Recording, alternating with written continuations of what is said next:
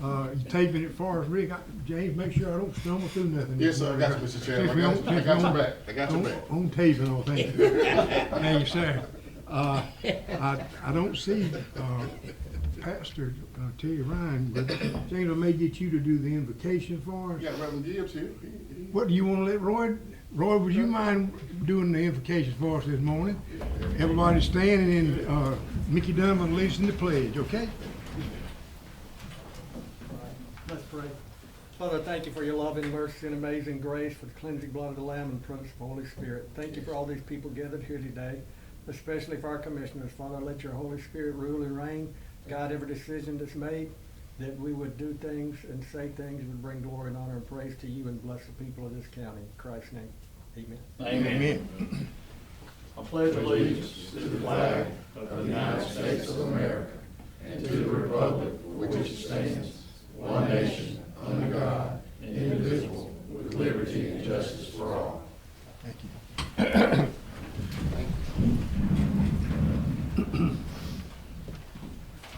We'll begin this morning's agenda. I need to have someone to give me a motion to adopt today's agenda.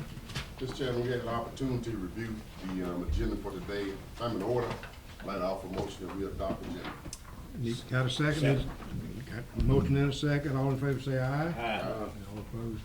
Motion carried. Thank y'all. Okay, we got a couple of sets of minutes. We had the the March 10th regular meeting and then the 24th call meeting. Hope everyone's had an opportunity to take a look at those. Hope it's find them in order. If they are in order, I'd entertain a motion to approve.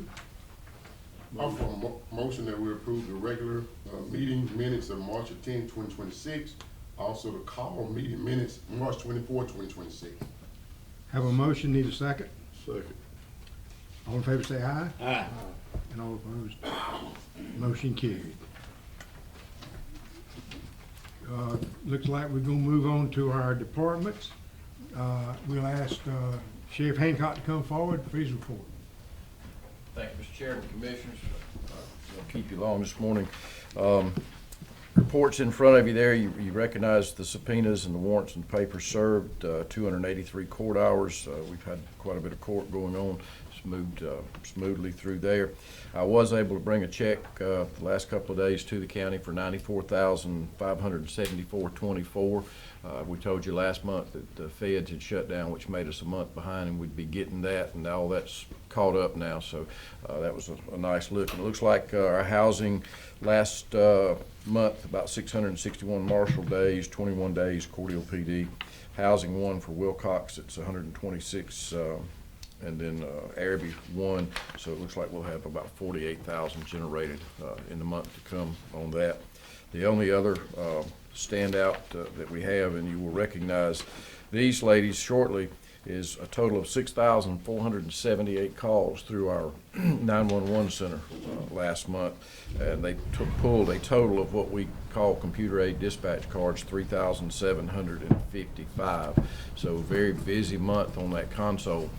We had two concentrated patrols since the last time I talked to you, one on a Friday night involving about 25 officers. Then the following Friday night before Easter, we brought about 60 officers together, both state, federal, and local, and put in a good patrol that night here in the county. We recovered some weapons, drugs, guns, 5.8 pounds of marijuana in conjunction with all the agencies working together, some ecstasy. The only couple of things that have happened over the weekend, the State Patrol started a chase Sunday morning about 1 o'clock while everybody else was asleep. The deputy was assisting in it. The guy was pitted by the trooper, came to a stop, and then decided he didn't want to go to jail, so he rammed the front of one of our patrol cars with the deputy still sitting inside it.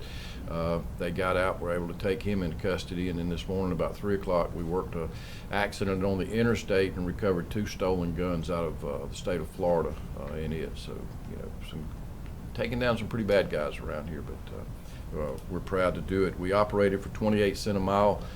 Last month we traveled and patrolled 116,000 miles inside the county. Other than that, I'll take any questions that you might have. I know you've got a busy agenda, so I won't take up much of your time. So, Go ahead, Larry.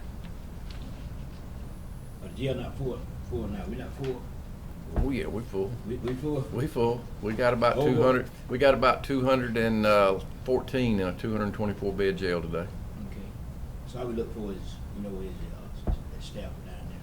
We're still short now. You talking inmates or Inmate, manpower? Oh, yeah. yeah, inmates about 214, but Yeah. the staff, we're still down inside the detention facility. We're probably running 4 shifts, sometimes 3, which really creates us some problems. And we've got some great supervisors. The jail administrator has come in several days on Saturday and Sunday and worked extra just to make sure we have a minimum number of people that we need down there. We've got some in the hiring process that we're looking at. The voice stress cuts a few out every once in a while, and then the packet we get cuts a few out, but we're still trying to get people hired each and every day. We have an open application process. Some places do it periodically, but we run an open application process just because of the turnover rate we have. How many people are you down? I think now we're going to be down total agency-wise about 10, maybe 11.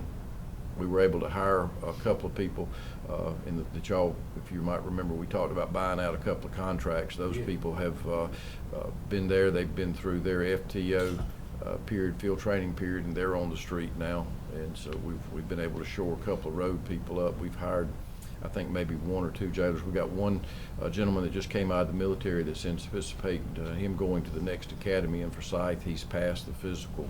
So we're working each and every day. Still short 2 school resource officers, but what we've done with the school system is we're going to put 2 people in those schools. It'll allow some overtime opportunity for our deputies, but it'll fill those positions for the school throughout now the rest of the year there. One at the high school, one at the middle school. I see McClendon, they got promoted, Chris Dixon. Yes, sir. That position's been open since Burroughs left, and we just kind of held off. We try to make sure we got the right pick to go into those positions, and he's been promoted to lieutenant yesterday for that there. And then, of course, we shored up the investigations position that when Teresa Miller last year, we've moved up Cole, who was number 2 there, to the captain, Right. and then we've promoted Michaela Middlebrook to the lieutenant in that division. Good stuff. What are you doing with the boys ranch? Sheriff Boys Ranch, we got 2 events coming up. We're going to participate with the Worth County Sheriff Don Whitaker May 2nd on 300 at the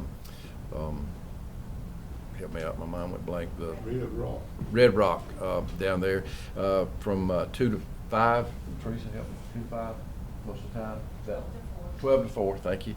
That's why she goes. 12 to 4. Tickets are $50. They're going to have catfish, music, a lot of items to auction off to try to raise money for the Boys Ranch. And then our annual golf tournament will be May 29th. We've putting together a good group of people. Our business people are buying teams and sponsoring holes for that.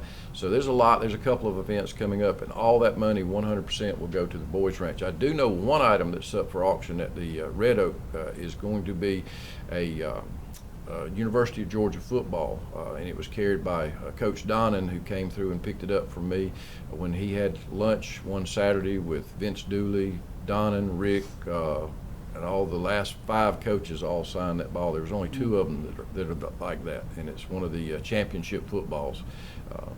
And then of course, Coach Donnan brought it back to me, and I've decided to donate it to the Georgia Sheriff's Association for auction for the youth homes in there. So I know that item will be on bid that day. And then in our golf tournament on the 29th, Shiver's Golf Cart has helped us with a refurbished golf cart, new batteries, new charger, and we're selling tickets for $10 a piece for that, for somebody to win that, or $15 for $100, and all that money will go to the youth homes. Those projects are 100% funded back into the youth homes. That's a good organization.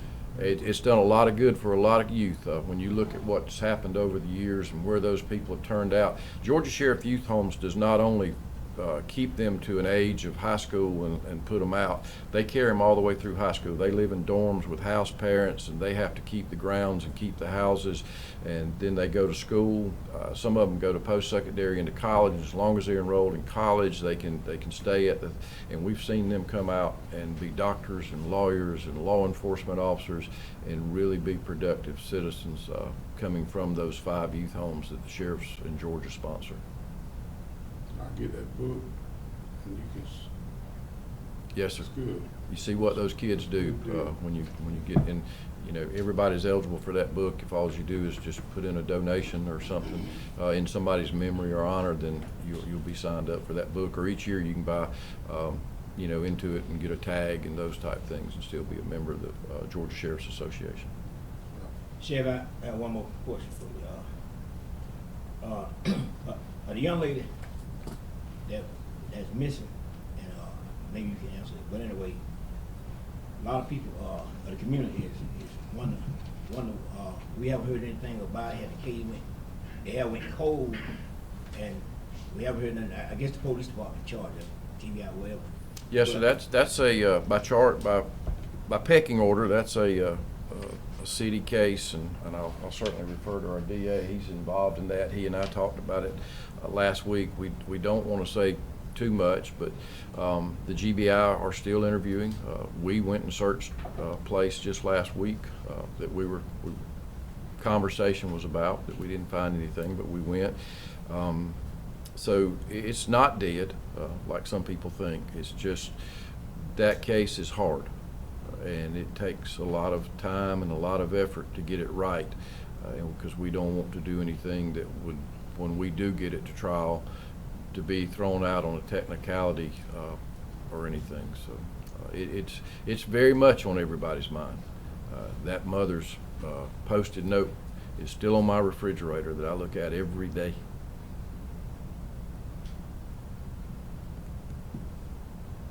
Appreciate it. Any more questions? It's just a scary situation when you think about your kids.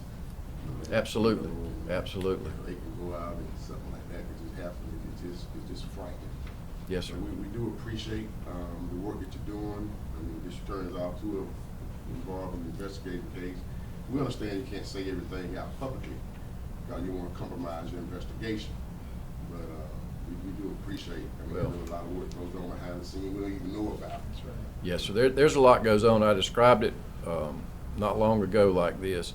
If you were fixing to play a professional sports team, you would not give them your playbook before you played them. And we have to be very careful.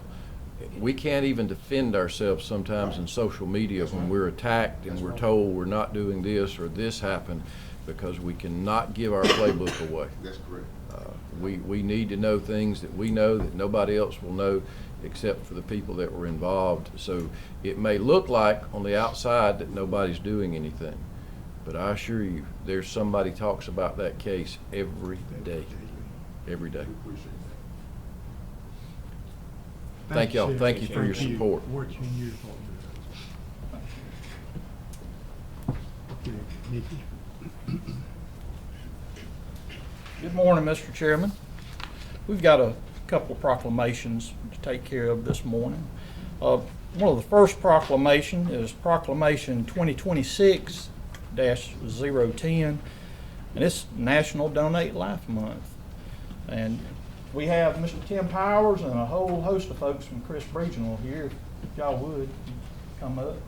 And I'd sure appreciate it if you give us a few words about what LifeLink does, how many families it's helped.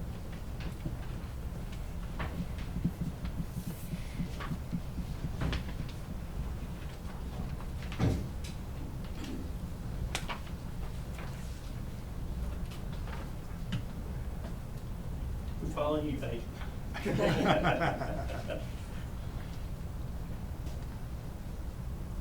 Mr. Danny, I'd invite you up to the podium, you're a LifeLink representative, if you want to talk with commissioners and tell us how many lives this actually touches, what y'all see with this.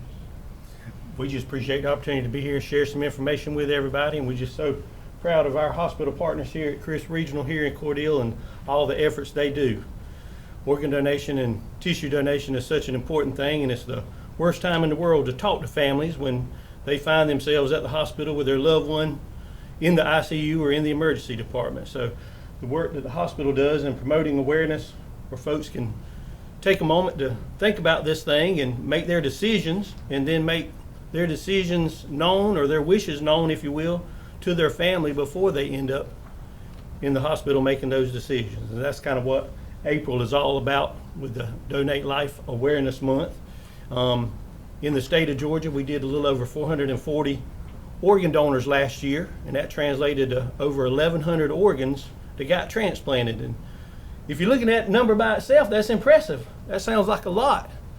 But then unfortunately at the first of the month, we got the national statistics, and there's over 108,000 people on the waiting list needing organs. So now that does not sound like such an impressive number. So every opportunity is a key opportunity for those individuals that may be matched up.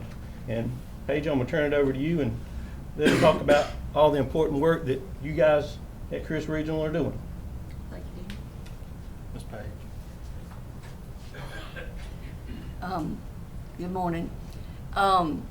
Yes, as Danny was talking about, we just, our organ donation committee is fairly new at the hospital that we put together last year.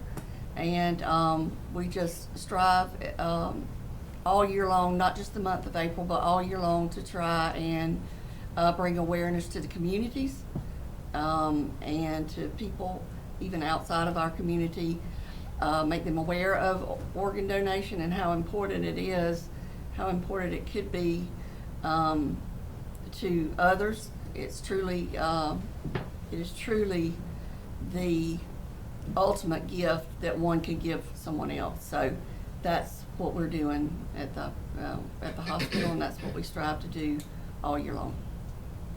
Thank you.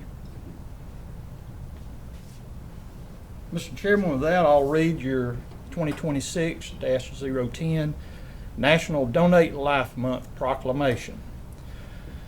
Whereas one of the most meaningful gifts that a human being can bestow upon another is the gift of life. And whereas more than 100,000 men, women, and children await life-saving or life-enhancing organ transplants, of which nearly 3,000 reside in Georgia, and whereas 49,064, a record number of transplants, occurred in the calendar year 2025, thanks to the generosity of 23,789 deceased and living donors, of which 1,676 transplant patients and 679 deceased and living donors, also a record number, were from Georgia.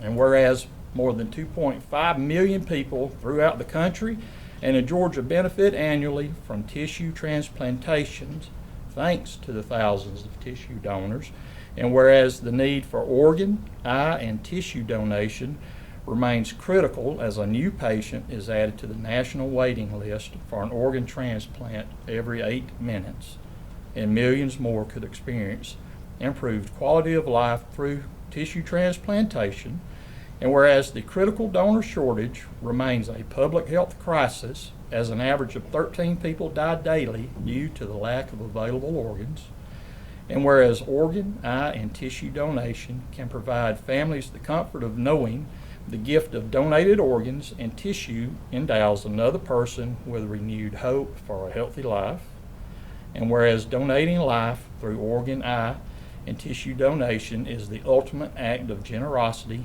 and kindness Crisp County citizens can perform, and whereas nearly 3.8 million Georgians have already registered their decision to give the gift of life at www.donatelifegeorgia.org when getting or renewing their driver's license or state identification card at a driver's license office, or when getting a hunting or fishing license through the Department of Natural Resources.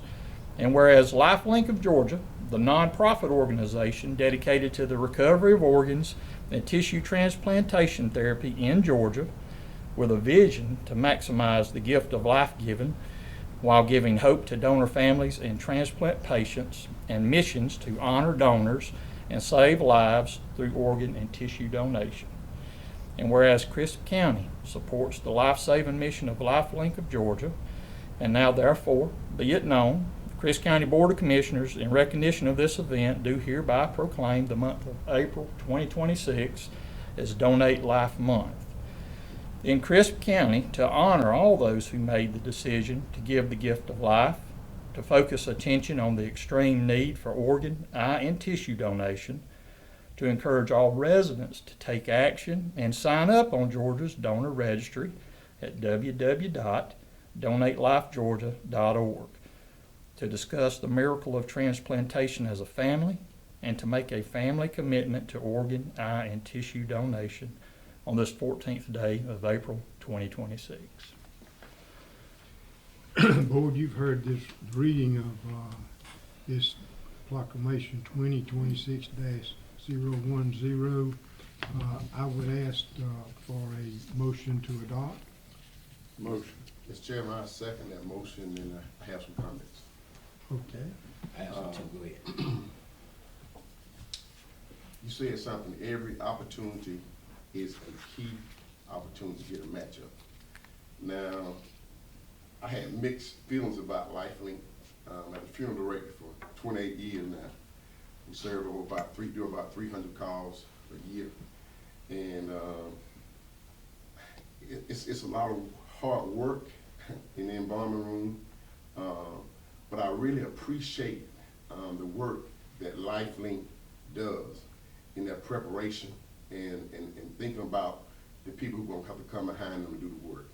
And in fact, I was working till about 11 o'clock last night dealing with the LifeLink patient. And the preparation and the work that they done was superb. And so I wanna say that, you know, these numbers are astounding. We appreciate you talking about 23,789, 1,600 substitute transplant. You know, that's these things that you're doing help save people's lives. And so I just want to just personally have an opportunity to kind of work with LifeLink and deal with these type of situations. I just want to applaud, you know, you all for the work that you do and making sure that everything is professionally done. And when we come behind you, it makes our job really much easier. So I appreciate what you do. Thank you. Thank you, Jane. We have a motion and a second. Any further discussion? We'll call for the question. All in favor say aye. Aye. All opposed? Motion carried. Thank you for the work you do. Appreciate Thank you, guys. I sure appreciate it. Do they need a picture? Do they want to Get get a picture of them? a? Y'all get a picture of y'all, y'all save a life, come on. Y'all certainly need to make Yeah, the y'all front need to page. get a picture. They need to make the front page. So, if I need a kidney, how long will I have to wait? Okay, I wanna know.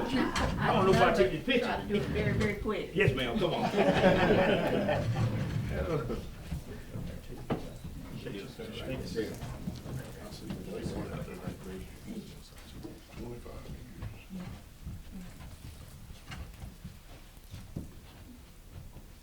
We don't seem like we together. Hold a minute. Hope we got a wide angle.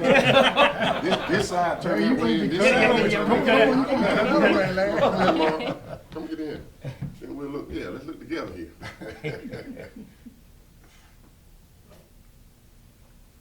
That better, Tim? Yes, that's You ain't give us a countdown or nothing. You gotta Just snap it down. do it natural. You know, but they say Is cheese. it? We good, Tim? Mr. Chairman, Paige is too humble to tell you this, but her committee was recognized by the Georgia Hospital Association as the most outstanding committee in the state of Georgia last year. So they exceeded Emory, St. Mary's out of Athens, all of these huge hospitals in the state. We were recognized, Crisp Regional was recognized first and foremost for their work.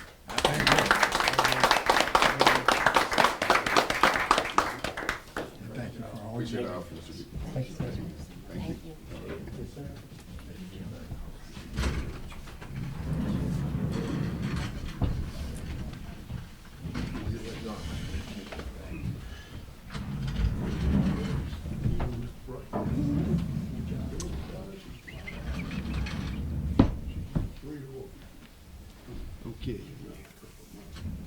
got another proclamation. We sure do, and these ladies are near and dear to my heart. Probably the last thing two of them ever told me when I tried to help in the radio room is, "Don't touch nothing, just answer the phone." So, I knew it up to you, Will. Sheriff Hancock is here with them. You've got 911 Director, Miss Linda Herman. Probably the longest serving 911 dispatcher we have, Miss Kim Shirley. And a brand new young lady who has stepped into it, Miss Kamora Takora. Takora?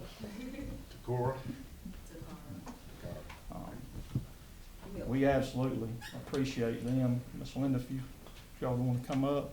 We do have a resolution. This whole week is to recognize our communication officers throughout the state of Georgia. They absolutely do a thankless job. I don't think they get enough recognition. But this proclamation is for them. Every year we do recognize these young ladies. Gentlemen, proclamation 2026-011, National Public Safety Telecommunicators Week, April 12th through the 18th. Whereas emergencies that require law enforcement, fire, or emergency medical services can occur at any time. And whereas when an emergency occurs, the prompt response of law enforcement officers, firefighters, and paramedics is critical to the protection of life and preservation of property.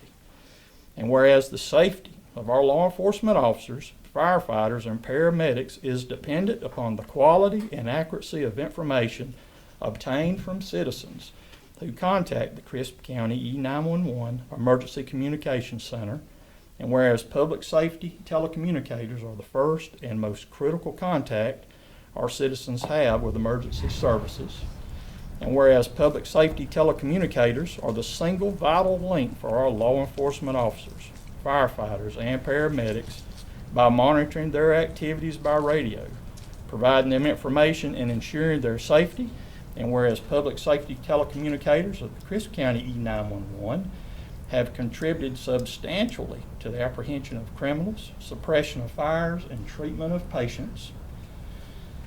And whereas each communication officer has exhibited compassion, understanding, and professionalism during the performance of their job in the past year, now therefore let it be proclaimed that the Crisp County Board of Commissioners declares the week of April 12th through 18th, 2026 to be National Public Safety Telecommunicators Week in Crisp County in honor of the men and women whose diligence and professionalism keep our community and citizens safe. In witness thereof, Board of Commissioners, Crisp County, hereunto set our hands and cause the seal of Crisp County to be affixed this 14th day of April 2026. Board, you've heard the reading of proclamation 2026-011. What's the pleasure? Mr. Chairman, I offer a motion that we adopt proclamation 2026-001. Second. Got a motion, got a second, any discussion? Yes, sir. I just want to say, I consider you people a frontline people. You're not out there carrying a gun and dealing with, a lot of situations that's life-threatening, but you play a very vital role in making sure the right people get to the right place at the right time. I experienced that when I lost my mother. I was in Warner Robins, but I got the call, and you all took the call and made sure that the emergency personnel got there and cared for her. And I appreciate the hard work that you do, because you never know what kind of call you're gonna get. You never, when you come to work every morning, you never know what situation you have to deal with, whether you have to talk somebody down or what type of emergency that you may face. But when we call 911, we have an emergency. And so it's a very serious situation. You got to pay attention to what your people are saying. You got to send people to the right place, because that can be very critical in saving someone's life. So I do want you to know that I appreciate, everything that you do, and we acknowledge it. Thank you. Thank you. Well, I just want you to know, I've been down there, seen y'all operate. I couldn't do it, but I sat back and I watched. I think we got the best 911 in the state of Georgia. Y'all are great, great. Thank So we you. appreciate everything you do. Thank And we y'all. appreciate We, y'all uh, for making that easier to do. Good. We want to support you. So we, doing this proclamation, I've got a motion and a second. All in favor say aye. Aye. And all opposed. Motion carried and adopted that proclamation. Y'all come with it. Y'all come with, Yeah. we gonna certainly get a, Oh, we're gonna roll them over with these pictures. Yeah, they let you get away. I call 911, don't y'all be on top of me, you know what I mean?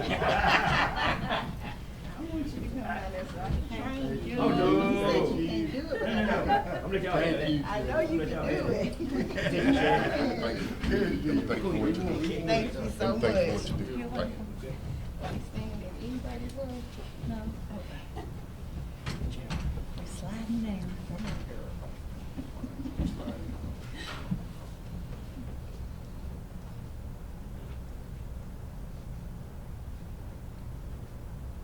All right, one more. Thank you. Thank you. Thank you. Thank you. Thank you.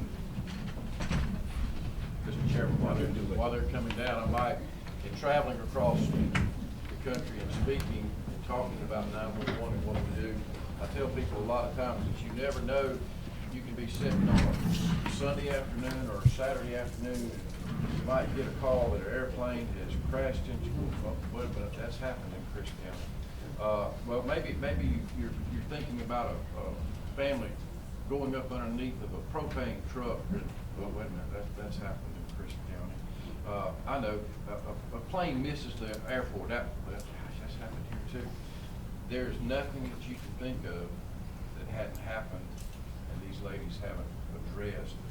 And 911 is carried so much further now.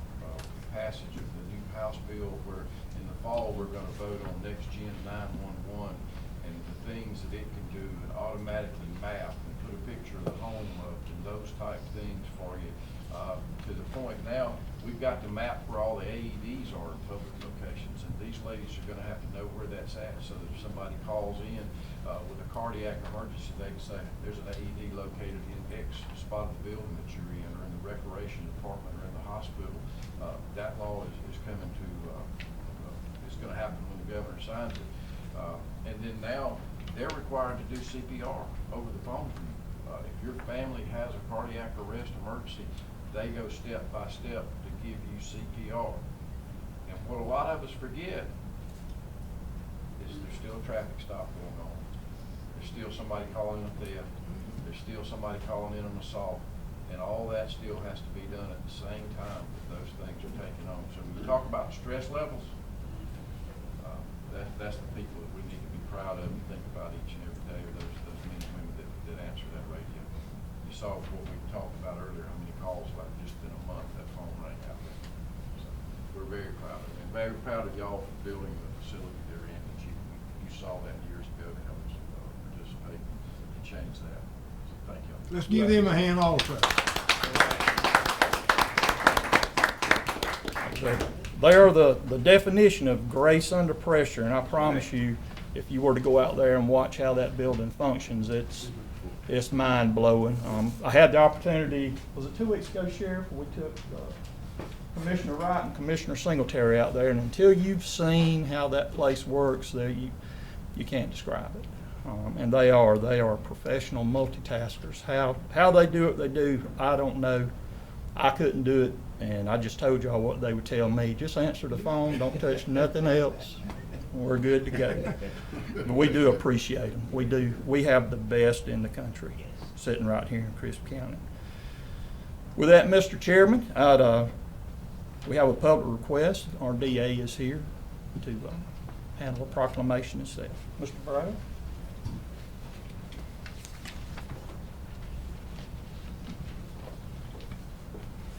Good morning. Good morning. Thank y'all for letting me be here today. It is National Crime Victims' Rights Week. It is April the 19th through the 25th of this year.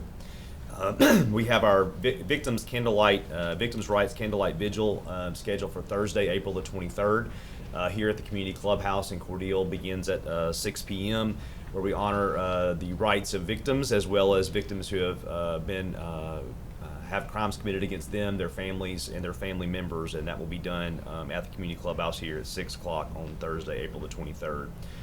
What I have for the commissioners this morning is the proclamation for National Crime Victims' Rights Week, which is April 19th through 25th at 2026. And if y'all would be so gracious, I would read that proclamation to you.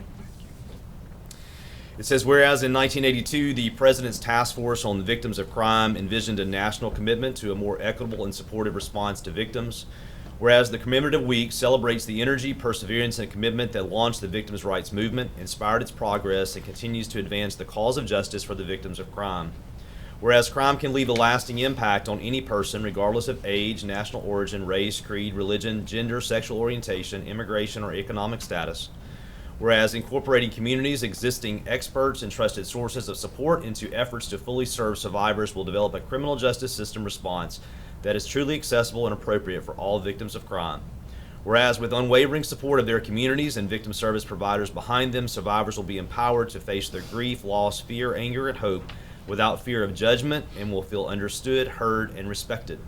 Whereas serving victims and rebuilding their trust restores hope to victims and survivors, as well as supports thriving communities.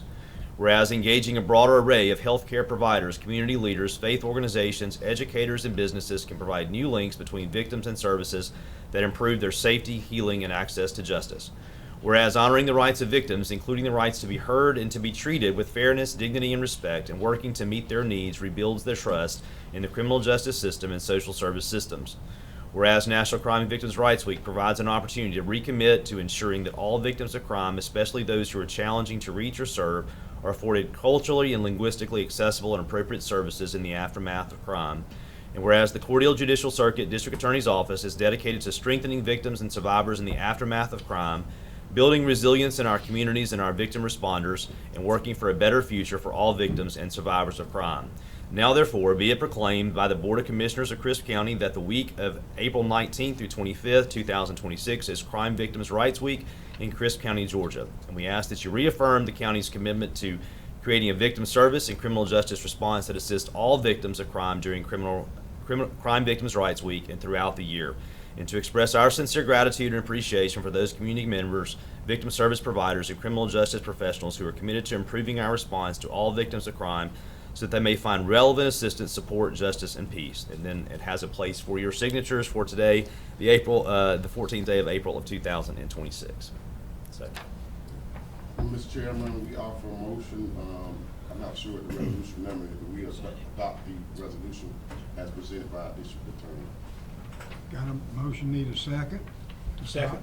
Motion and a second. Any further discussion? All in favor say aye. Aye. All opposed? We get our Motion district attorney up adopted. here and get us a photo as well. We appreciate all that you do. Thank you, Mr. Rigby. National Crime. Families and victims. We need to get a copy of that resolution for the minutes. I would have a question, but I can't ask no question, because we answer no question.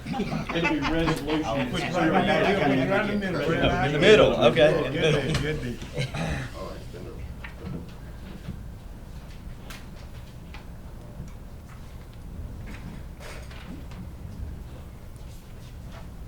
Thank you.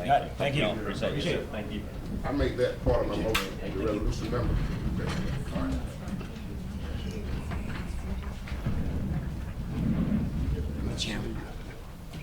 This is, okay, let me sign this right quick. I'm gonna send it to him what Sam said. Let me sign this right. Okay, man.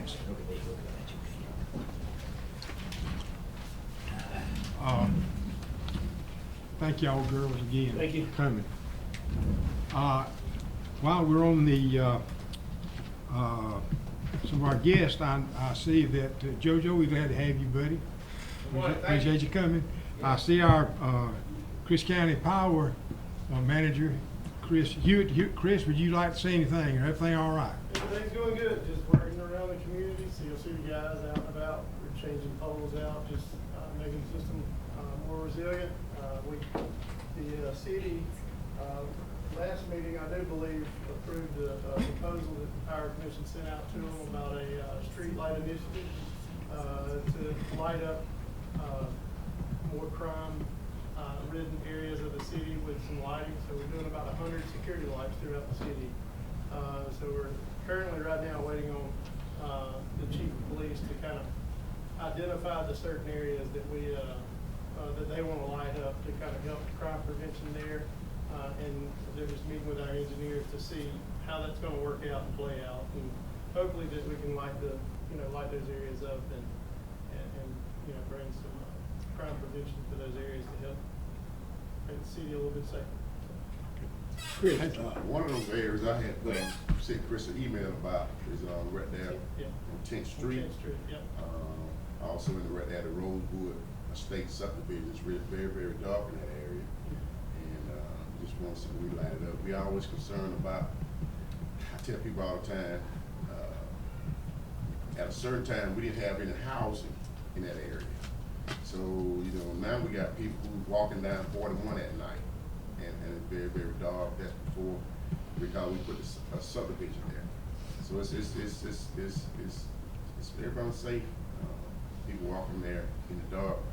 In fact, I had a cousin that was hit, right there on 41, and with a fatality years ago. But then they found out who actually ran over him. But I sent Chris the email about that area, in the Newtown area, 10th Street and Rosewood subdivision. Those areas we want to try to get lit up. So I appreciate. And I try to tell people that we have like about 100 lighting project that's going on throughout the city. So it's something that needed for safety. yeah, Chris, over in the Woodville area, the elderly people, have they touched base with y'all yet about lights? They didn't, but we went and looked anyway based off of our phone conversation that you had. And so we're looking into doing some lighting for that too. Yes, that'll be great for the elderly people. I mean, it's dark there. Yeah. And I was talking with one of the managers yesterday, and they were talking about they probably upgrade some of their lights, because the old lights that a lot of probably have, they probably be upgraded. So she was gonna get in touch with y'all on that part. That Oftentimes, a lot of times what we have are, when you have a development such as that, Yeah. They have contractors come in and put lights and everything in, and oftentimes years go by, and then they just run out of the resource to be able to manage those lights. So oftentimes we will take over those lights for them and put them on a rental program. Yes. Just like any other rental light that we do, and oftentimes change them out and just start charging them a monthly rate for the lights, and that way we maintain them and fix them and everything else for them. Just cause I know the Hilltop project that y'all up there, it lit up. It lit up. So that's what they gonna really need. That's right. Yeah. Okay. Now the other thing is, I called the other day. Your guys are great. We have some great workers. Thank you. I saw them in action. There's some great workers. So I thank you for a lot of the young guys. What I'm saying, one guy from high school. I remember. Yes, sir. 2 or 3 years ago. That's right. And I saw him going up in that bucket the other day. I said, look at him. Yes, sir. And that's good. I appreciate that. Yeah. You do. And it's tough. I'm telling you, it's tough to find young guys that want to stay in Cordell and work and do that line of work. Let me put it that way. I mean, it's not a very easy job. It's very demanding, and it's very stressful, and it's highly dangerous. So to find those type of kids that are willing to do that, it's tough. But we do have a young workforce, and the pros to that are you have the longevity of the workforce. The cons to that are sometimes it takes a little bit longer to do the work. Although that's fine in my book, because I'd rather do it safe and go home. It does, there's a balance there that we had to work out, but it's a great group of guys. But that's good, because he was straight out of high school. That's right. Straight out of high school. That's good. That's right. One other quick thing, just quickly. And I know this is a headache. This is a headache. Booker Park. The lights are out at night, and I know somebody probably shot the lights out in the area. And but I was, by there, and I was talking to some of the kids, and they were like, we need some lights. I know they're supposed to be out there playing at a certain time, but these kids are trying to stay off the street, and they're out there playing basketball. I grew up playing basketball down there in the middle of the project all over town, so I appreciate that. Them trying to stay out of trouble, trying to play basketball. Now, we may put some lights in there, and some knucklehead may come out and do it again. I don't know I don't know how to resolve that issue.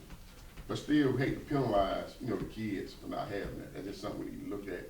I don't know if, can we put some type of protector over it? I don't know what we can do, but it's just an issue at some of our parks, sometimes people doing that, shooting lights out. A lot of times, so some of the newer LEDs are a little bit more difficult to shoot out.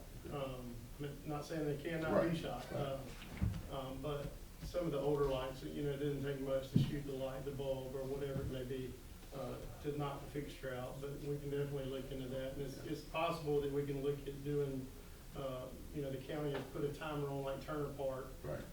Those lights come on at a certain time and they go off at 10, I do believe, I'm not quite sure. Right. But those, you know, that stays on and that's time for them to go home, you know what I'm saying? So. I'm pretty sure I know what the reason why they shooting the lights out. You know, but, yeah. Right, but yes, we can definitely look at some solutions for that. Well, I know a lot of the parks, I got a friend of mine up in Middleville, commissioner, when I went to visit him, a lot of that park, they have cameras around that park. And so whatever go on, the sheriff department, police department, they able to see whatever go on. So maybe we think about putting some cameras over there around the park, and maybe that'll help. You know, I don't know who the county has. Not y'all, what I'm saying, but I'm talking about us. Right, no, I mean, I don't know who the county has as a provider, but, I mean, there's fiber optic throughout the, you know, throughout everywhere. So, I mean, it wouldn't be anything for the power commission to run some fiber optic for the county to put their security cameras. Yeah. All right. Appreciate you, Chris. Thank you, Chris. Nah, you Thank too. you, Chris. All right. And I do want to mention Commissioner Nance, some of the areas you asked us to look at last year with the lighting. Carl did get some of those lights placed, but what I've been told, and I don't know if this is a right or if this is just courtesy, Carl goes to the residents before we look at placing a security light there on the corner and basically ask them, do you want this light? Some folks, you know, I don't have any at my home because it's just like daylight outside, as bright as they can be, and he does have folks that tell him that they'd rather not. But he did get those areas taken care of last year. That was of concern to you. I'll get with Carl and get with Mr. Chris. Definitely we'll look at Booker Park. I think there is a curfew there, but like I said, there is a need for lighting there. So, gentlemen, we've got a few orders of new business. I do have on your agenda where we are ratifying the revised USDA FSA lease agreement. And what we're having to revise in that is the cost for construction. We had agreed to do a little construction over there in the building to bring it more up to date. The first price that we had was a little over $22,000, and with the economy and with the cost of materials, we've had a slight increase on that. So that's going to $34,825. Toby, Both of them? Yes, sir. Yes, sir. And that's it's basically flooring, putting new flooring throughout because it's got 15-year-old carpet over there, and painting the walls and then closing an office up. Miss Becky is in her side. It'll pretty much mirror what you saw in the new elections office over there in the FSA building. But there was an increase in material, and we wanted to reach out and see if we could get that covered, and the feds agreed to it. So, and that contract's in effect now. Toby and them will get that put out for bid to get that work done and get moving from there. And I just guess what I need on that is for y'all to ratify that revision. Ratify the revision. Yes, sir. So moved, Mr. Chairman. Second. Motion and second. All in favor say aye. Aye. All opposed? Motion carried.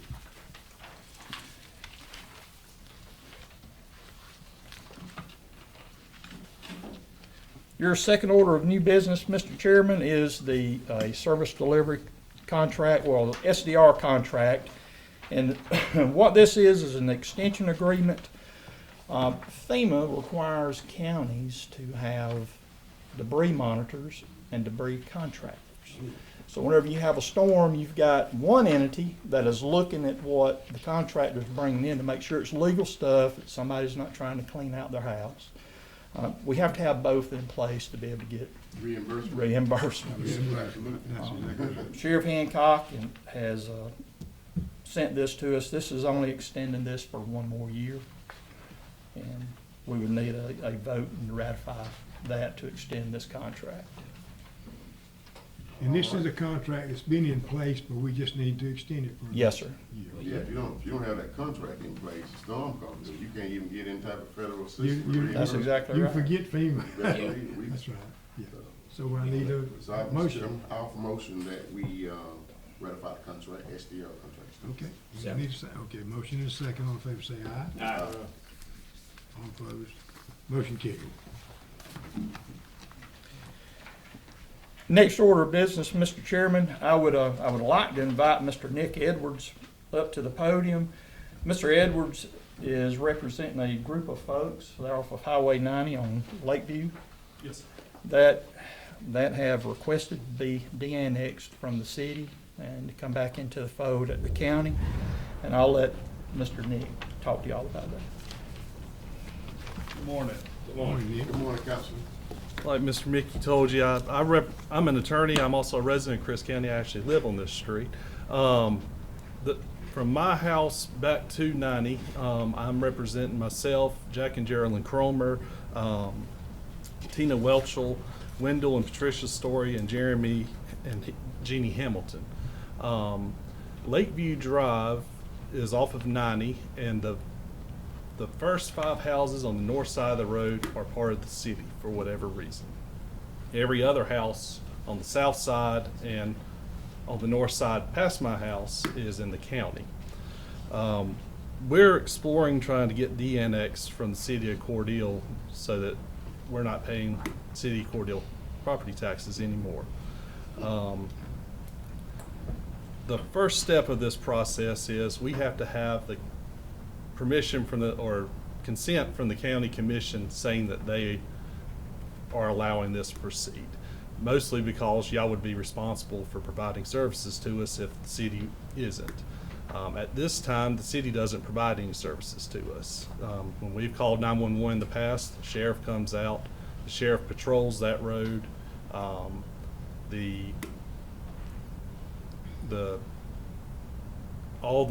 course, trash pickups all the same for everybody anyway. County maintains that road, so there wouldn't be any additional expense to the county if we were not part of the city. So we also don't have street lights or anything from the city out there. The only thing that the city does provide is there are water services off of 90, but if you have to pay for the infrastructure yourself to get it to your house, but they'll also run it to non-city members out there as well. So I think total, we're paying about $7,000 in city taxes per year between the 5 houses, and basically not receiving anything from it. But what we need from you is just the consent. Like I said, it won't cost the county anything additional to provide that. Are y'all on septic tanks? Yes, sir. All of them? Yes, sir. So you don't have no service from the city? No, sir, not to my knowledge. Yeah. You're aware of, Yes, sir. Yeah.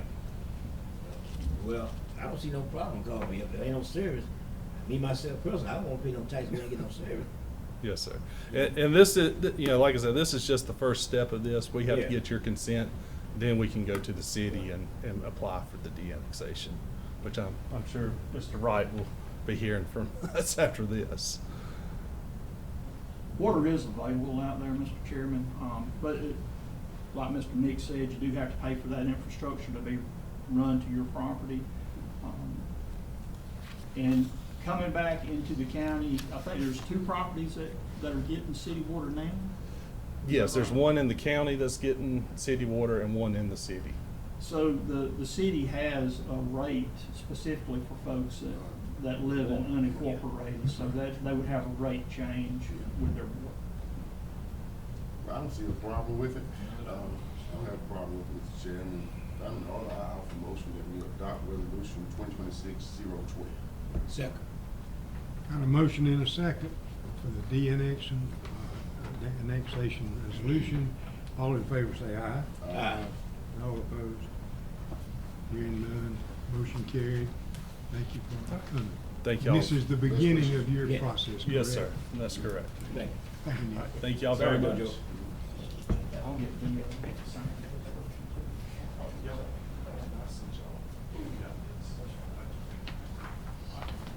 Thank you, Nick. Thank you, Wendell. When they're gone, eh? We're in the light here.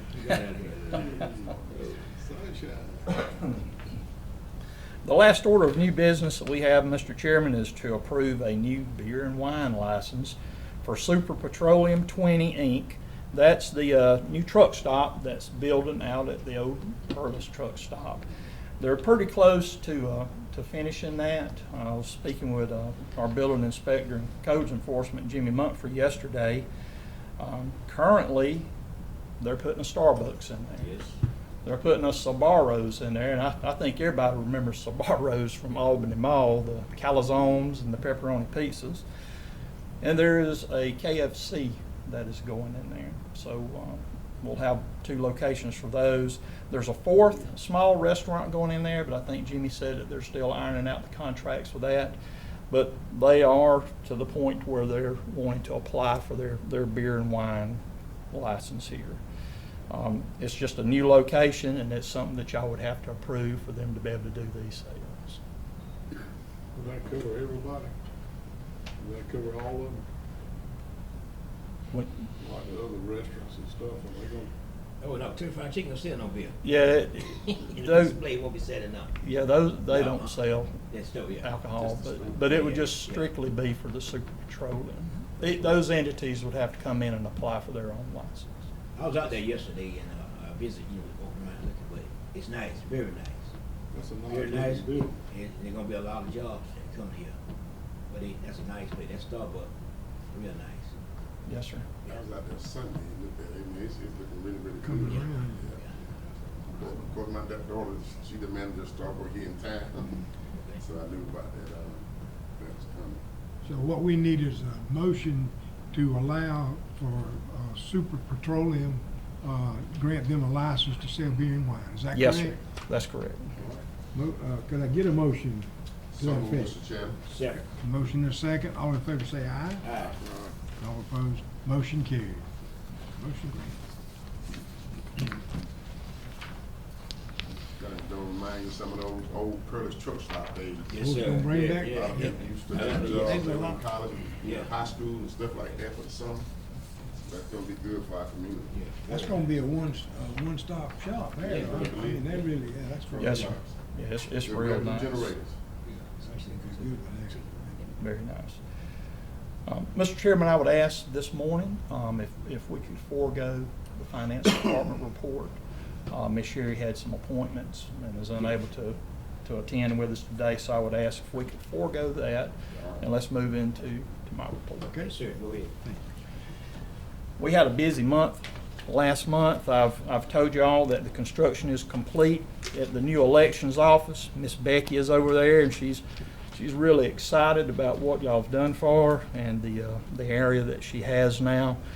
The next stage of this is we will start getting the old elections office in order, getting it cleaned up, getting IT to come in and see what we need to where we can move Family Connections from the Dowdy Center down here to us. And that's going to put Miss Monica a lot closer to the folks that she serves, and I think she'll see a lot more foot traffic being closer into town.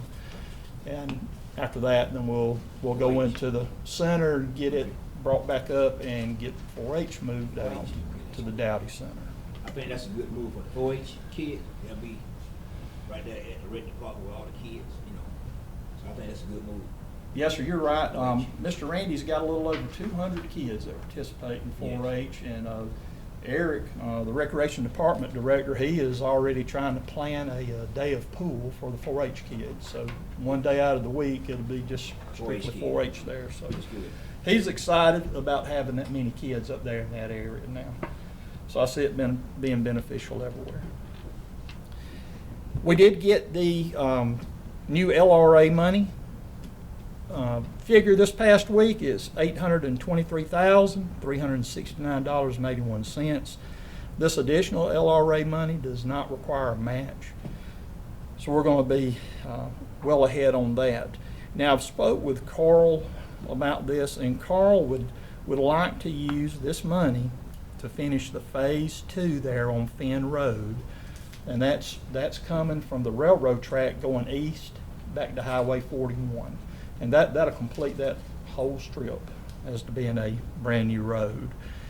We do have roughly $500,000 in LRA funds that we do have to use. We have to try and start using it this year because it's starting to meet that time limit. We got 3 years to get it used. And this $500,000 was already earmarked for that phase out at Finn Road. So that's the request that Carl is putting in. And that's that recovery money we got. Yes, sir. Yes, sir, it sure is. Where's Finn Road? Helena Chemical? Somebody asked me, are we gonna finish all the way to Coney? Yes, sir. That's the plans. And matter of fact, the state sent letters 2 months ago where they are starting to do their work coming down Coney because Coney is a GDOT project. Yeah.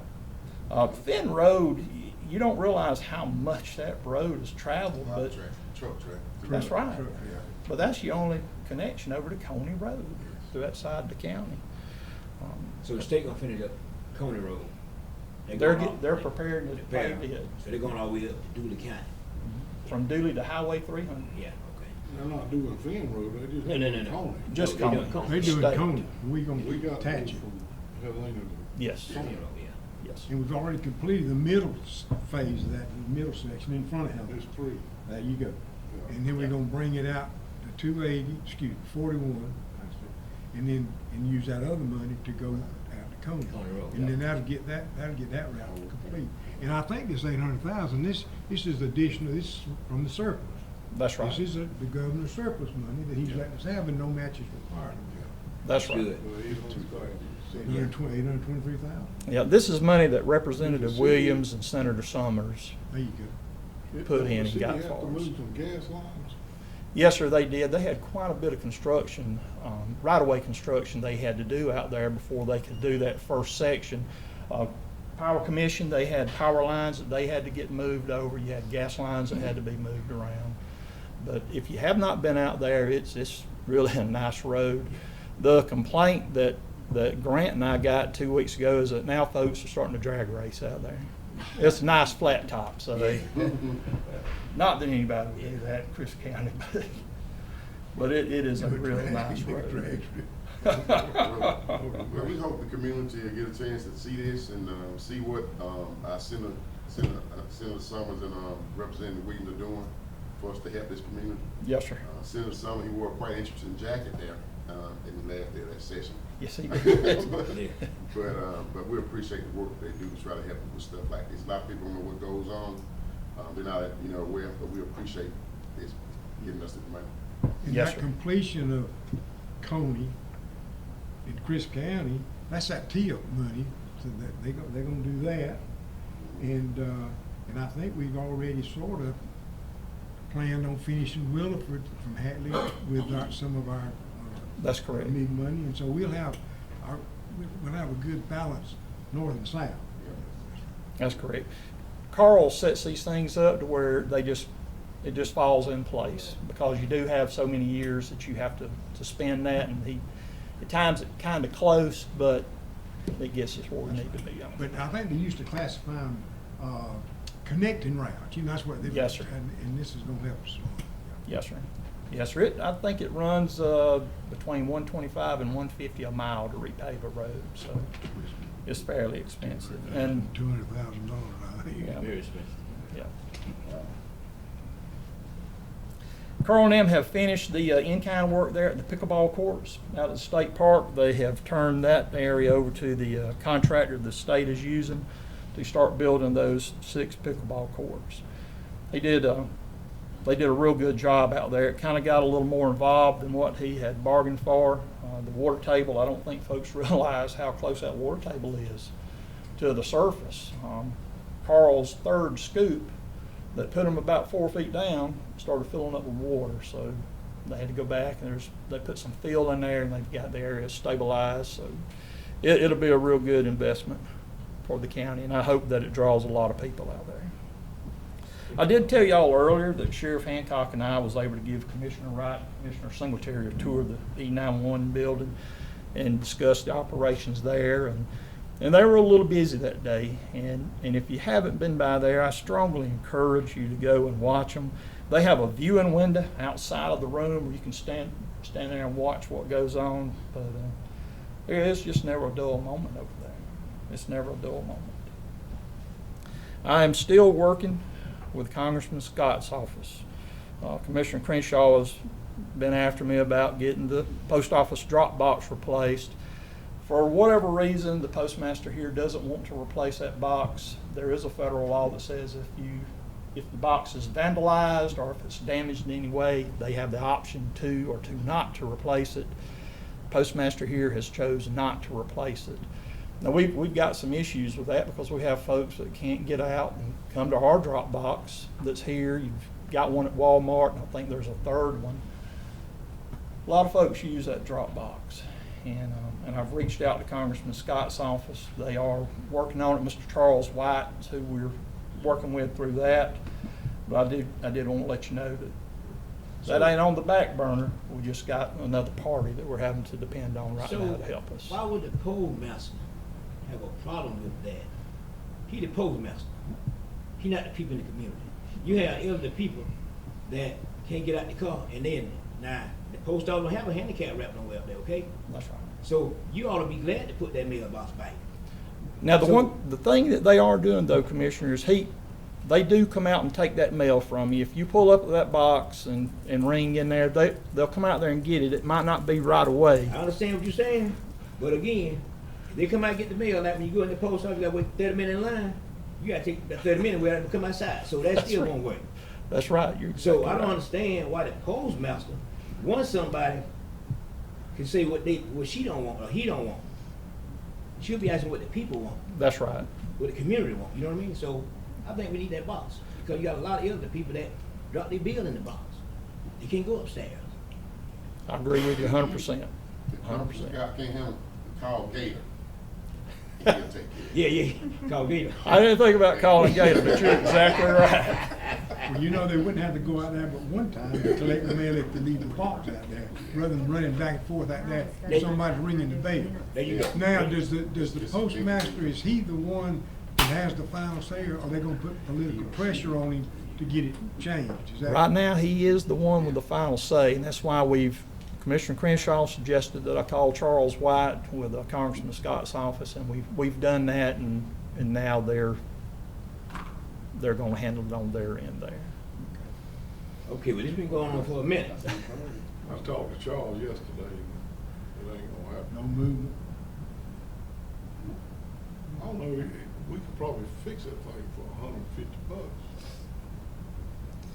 That's federal stuff. I understand that. You don't have no autonomy, no authority to really do that. I think part of it is they begin to worry about the integrity of securing that mail, because, you know, folks go up there and drop off bills, all kinds of stuff. And if you got somebody that's just continuously trying to break into that box, then you do have an issue. Because one day they're going to get in it, and you're just not going to know what they get. Well, that thing went both ways. That thing went both ways. Modernized, I thought pretty good, you know, what it used to be. I don't know, but it is an inconvenience to our senior citizens. It is. You know, with health issues and stuff like that. I saw on the news in last week where they arrested 2 or 3 people that went in the post office for taking mail. Mm-hmm. Okay? So, Yep. we need that box. So Yes, it's sir. outside and inside. Inside, yes, sir. Yes, sir. You call that an inside job, Yeah, right? yeah. Inside job. Okay, okay. All right, I'm sorry. Okay, I'm sorry. Go ahead. So, fortunately, legislative session this year is over there in Atlanta. One of the things that we were watching closely was some of the property tax bills that were going through. The main bill, or the main resolution, 1116 got voted down. They did not pass that. But they did come back and kind of shored up the old House Bill 581 that offered floss for everybody. One of the things they took out of it was the option to opt out, which thankfully Commissioner Wright, and Commissioner Singletary, and Commissioner Finn, the mayor, and Commissioner Shepard opted into 581 in January. Is that right, sir? First meeting. They opted in. We haven't really been able to move on it because we needed to see what was going to happen with the legislature up in Atlanta. But now that that is over with, we have two options as to an additional penny for us to add. One of the options is called a L-host, and it local homestead option sales tax. The advantage of the L-host is that that collection only applies to homesteaded properties. If you get your tax bill, if we collect enough sales tax that county property tax zeroes out, then we can take any additional collections. No, I'm sorry, I'm telling you wrong. You can't apply that tax to anything but homestead. It won't apply to commercial, and it won't apply to industrial. With the floss tax, that tax covers all properties. It's not designated for homestead. It covers homes, commercial, and industrial. That's a fair tax spread across everything. And it goes general fund and it's rollback. It is. Both are rollback, and both are designed to try and get your tax down to nothing. Yeah, but it was designed for homestead. Originally, yes, sir, originally. But now that tax. What if your collection is more than your homestead? What do you do with the excess money? My understanding is that you can use that money once you get everything rolled back to zero. But I wouldn't think with the penny sales tax that we would ever hit zero here in our community. I mean, we can basically look at our SPLOST and kind of become a mirror of that and pretty much kind of give you an idea Yeah. of what it's going to be. Yeah. They're both good. They're both good pennies. They're both fair. It's going to be up to the board and to the city commissioners as to which tax you want to go after. If you want to go after the L-host or if you want to go after the floss. And then you put it on the ballot. On the ballot. And we're kind of on the clock with this. We have to have this thing advertised for 90 days. Miss Becky has some deadlines that she has to meet. The first thing that we need to do is we need to get with the city and have a work session to figure out how we're going to split this and how we're going to put it on the ballot. Because again, we may agree on everything, but the people at the polls may vote it down. So both of them have to go on referendum.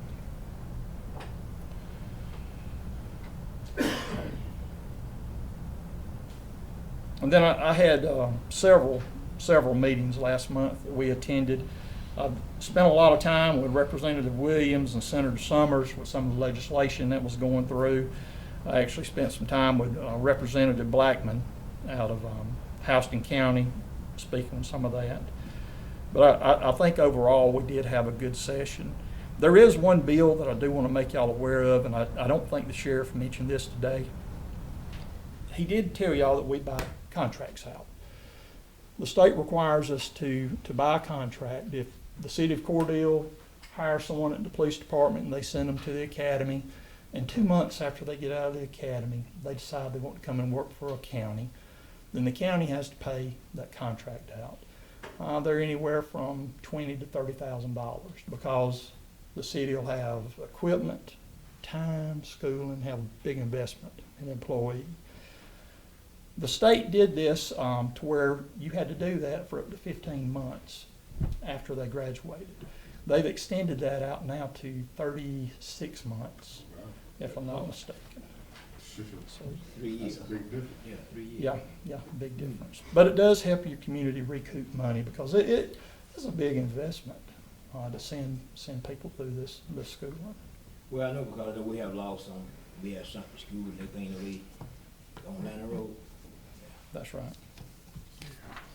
That'll apply for firemen too. No, sir, I don't believe it does apply to firemen. It was something that they did with public safety because back in the day, if you wanted to be in law enforcement and you found a small community that was constantly hiring law enforcement, and they would send you to the academy, and it's just a stepping stone. You'd go down there, get your certification, and then move on.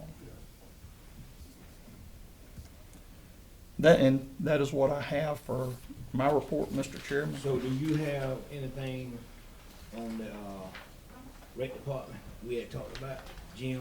We need to come back and revisit that later. If we can come back and revisit that. Toby hasn't got back with me on any numbers. He does have some options that he was looking at, but he hasn't got back with me. Okay, and, our ball field, last weekend we had, oh man, probably about 2,000 people there. It was wrapped up. Yeah, wrapped up, and we had maybe little truck stop RV park was full. Our little section over here was full, maybe about 15 RV. And that was Friday night when I went through that, they were coming in then. This week coming up is gonna be a big one. They say it's gonna be 2 days. So I'm saying this because I think that we need to think about the live screen that we had talked about, Eric, you know, for the parents that who can't come to the game, the grandparents stuff, they can see these kids. And my understanding, other parks have that. And I think it's something like $24,000 that you see probably cost. But the county, we don't receive that money. That money go to tourism. Chamber in the city. Keep it real. So I don't see why that this chamber in the city can't come together and let's spend $24,000 and get this, because it's very important for our ball field, what I'm saying. Because the county job is to keep the ball field. We spend a lot of money. We spend tons of money, and our budget is high in recreation, and everything falls on the county. We do everything that we can to keep this place beautiful. You come over 75 on Friday night when that ball field light lit up like another city here. But once you get on that ball, when you put it here, we got one of the beautiful ball fields, I think, in South Georgia, or the Yes, state sir. of Georgia. Because a lot of people come and a lot of people bragging about it, and it's lovely. So we got one more thing we need to do. We need to do that. So I don't know how we come with the chamber or the city, but that's something that they need to do. What you talking about doing, like? Doing the live stream, With cameras, like. cameras, people where at they can home, sit at home yeah, and they can watch it. live stream. That's what a lot of recs are doing. Would you put it behind home plate? Is that what you're talking about? Yes, sir. Yeah. That's right. Yes, sir. It's something that Eric has been trying to get for a couple of years now. I think it would be real beneficial, but it does. It's a camera that's behind home plate, and it doesn't focus on any one child. It just takes in the Yeah. whole field. And you Yeah, do but- have some parks that use them. They Yeah, charge park. $10 to Yes. be able to log in and watch it. But you got a video of your kid playing. It will pay for itself. It will pay for itself. Now, it's not something that we would charge our citizens. No. So if it was something with our Crisp County kids out there playing, then the parents would be able to log in and do it. But we're looking at this because of the travel ball. I mean, last year we had 38,000 people come through our recreation department. And, There'll be more this year. yes, sir. Yes, sir. We do have a great facility out there. And these people selling tags from Florida. Some are from Florida. They have tents Yeah. everywhere out there. I mean, it's. It was invitational last week. Yeah, yes, and when you speak of tent, you couldn't see the ball field because there was tent everywhere out there. That's it. So that's saying something good about us. You Yeah. know, I love it. It's I just so love it. beautiful. It is. And Toby and I, and you kind of mentioned this with the Love's truck stop. We've identified an area that we're wanting to look and see if we can provide RV parking, to have a small overnight charge. Because there are a lot of RVs out there. I think I've been told, and maybe Commissioner Wright can verify this. I think you have upwards of 30 RVs every once in a while that come out there. Yeah, I'll be honest with you. I just add something to what y'all saying there. That, over the years, I directed tournaments in 5 different states, 100 different venues. And there's not a city or county our size, in any of those that's anywhere compared to what we have out here. And especially sitting 150 yards off of the interstate. potential to make money, for the community through the ball fields is really astronomical. And I'm just telling you that the RV park and, that live streaming, that's really just a drop in the bucket of the other things that can come. But the bigger facilities, say in Valdosta, Freedom Park and, others, they already have those things. I was sitting here and the president of GRPA was calling me. I told him to call him back in a minute, but I'm just saying about that folks, it's a moneymaker. It's really a no-lose situation for you. And as far as getting some of the money from tourism through the city, I really don't see that as a problem, because, you know, it's for the good of everybody. It's part of strategic resource initiative I keep talking about, that we're just one small community, and we got to figure out a way to get our funds together in some aspects, not everything, but in some things, to make it work. And that right there is one of them. That is a key figure. I mean, you know, I work for y'all. I work for the county, for the rec department. I ain't working yet, y'all. I'm going to one, so y'all get excited. But I'm just saying that it's a key thing for us, you know, as a community. That ball field is. It's huge. And I wouldn't let this opportunity pass. I really wouldn't. I'm not singing it for Eric's praises, but that's exactly what he says. Exactly right in this regard. I 100% agree with you. That being said. Yeah, I don't think folks realize just how great of a rec department we do have out there, down to the folks that keep it looking good. Ramona and them keep everything manicured. It looks professional. How they do it, I don't know. But they do it and they pull it off, and we get a lot of comments about the way our rec department is. We also have some great employees over there. You better believe They it. do a great job. They do a great job. But that's what we're looking at over there. Toby has started trying to figure out how to map out some areas to do that for RVs, and that way they won't just be scattered all over the park. They'll have a defined area. And I'll get with Monica and we'll talk about this camera system again to see what we can do with it. And that's all I have for my report, Mr. Chairman. Any questions for? Let me tell you one thing, Mr. Rick Smart today. Again, we seen him a long time. I know, and I'm so glad to see Rick again. Yeah. And I hope it didn't storm too bad. I'm gonna look straight at camera. Do what? Glad to have it. Yeah. Very good. Don't we have to go into executive session after a while? We do have an executive session, yes, sir, and that'll be litigation and property. But can I bring something else back up? I'm not sure if I've told you all this at the last meeting, but we have submitted the CDBG money Correct. for the Newtown Pateville Road project. Yes, And I wanted to give y'all a little history of that, and I want to talk about how this project got started, which it was around August of last year. Commissioner Nance sent me to see Mr. Ruby Lee Barrett, who lives there on Pateville Road. Mr. Ruby Lee had a problem with the drainage coming down Pateville. It was just eating his driveway out.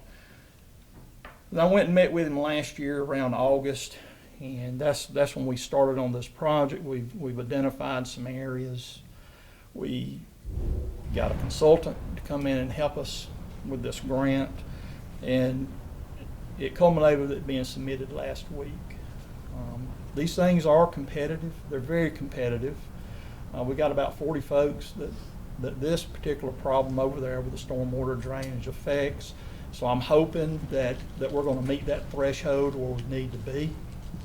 The grant's for $1 million. The cost to do the project, which will run the length of Pateville from Joe Wright Drive down to 13th and then go back north to 13th, it's going to run about $1.3 million. Yeah, $1.3 million. Our match would be a little over $300,000. But what that's going to do, if we're able to get this grant, it's going to widen that road out some because it's 20 feet wide. There's no sidewalks. You just have to choose which side you want to dive to. Yeah. It was somewhat adequate enough to serve the neighborhood traffic that come through there, but you gotta remember at the other end of Pateville Road, we now have an industrial park. That is getting very active. Grant's done a real good job of getting people out there and starting to fill that place up. So now folks have to contend with cement trucks, asphalt trucks, heavy machinery coming up and down that road. You also got Hunt's Pizza and, all the other two companies back there, so. it used That's to be right. back there. And you didn't have, also the apartment complex back there years ago. So Yep. the whole area, has an influx of traffic and population. Yeah. So it's now a little inadequate to handle what we have coming up through there. Now, we do have no big truck through signs posted down through there, but it's just a sign. It's only as good as the person that sees it and stops. But I am hoping this grant, I'm hoping that we get this grant. It did come out of those talks that you and I had, along with the light issue, all of this kind of come together. Carl and them have done a great job. They went door to door out there talking with folks, trying to get letters of support to get this grant going, and along with the lights that he does. And I didn't realize that about lights. I thought if you just wanted a light somewhere, we'd go pop a light up, but that's just not how it works. We have to ask the folks permission. You ought to try paving a road that some folk want to pave and some folk don't want to pave. Yeah, I can. Right away. That's fun. I think we've had one of those in the past. But I did want to tell y'all that grant has been submitted. I'm not sure of the timeline of when we'll hear anything back from that, and I don't know other communities that may have applied for this stuff. But We appreciate that, and Commissioner Felton and I, we kind of worked together on this, and we both went out to visit with Mr. Ruby Barrett, kind of talk about this. I think when we got a big rain, and he called both of us, so I think he went out there, and I also went by to actually see the flow. That water runs across the road, and then run down the ditch, and then run back, over on the other side, and kind of just eat all up under the road in there. So it's kind of compromised the integrity of the road. Yep. But this, if we're successful at giving this, what, $1.3 million grant, it'll be good for the entire area. Yes, sir. And maybe we can, if we can get it, maybe we can have a round two, phase 2 or phase 3, and that'll improve the entire area. Yes, sir. So it's something that we appreciate, the hard work that you've done, and the community who participated in the surveys to try to help us get this right. Yes, sir. Thank you, sir. That's all I have, Mr. Chairman. We also want to thank Mr. Gibb, Ms. Gibb. Oh, yeah, thank the paper. Yes. Appreciate you. It's gonna take, Disseminate all that. y'all wanna put your own head, it's gonna be a big old page, ain't it? Yeah. That's right. You can But watch thank- it all again in a little while. Thank Roy and Nancy for coming. Thank you all. The city has agreed to let Mr. Ricky come and start recording our meetings now. We've had a lot of folks calling, asking why we stopped doing that, which it wasn't our choice, but thankfully Mr. Ricky is here and doing it. We'll have that posted on our website later on this afternoon for folks to go and watch. Thank you. All right. Appreciate it. If I think you mentioned litigation, we need an executive Litigation session. So if I could get a motion that we go into executive session for the purpose of litigation. Mr. Chairman, I offer a motion that we go into executive session to discuss potential litigation and property. Second. Motion and second, all in favor say aye. Aye. Raise your hand. Okay, could we take just a brief intermission?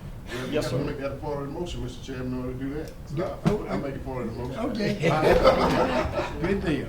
Thank everyone for coming.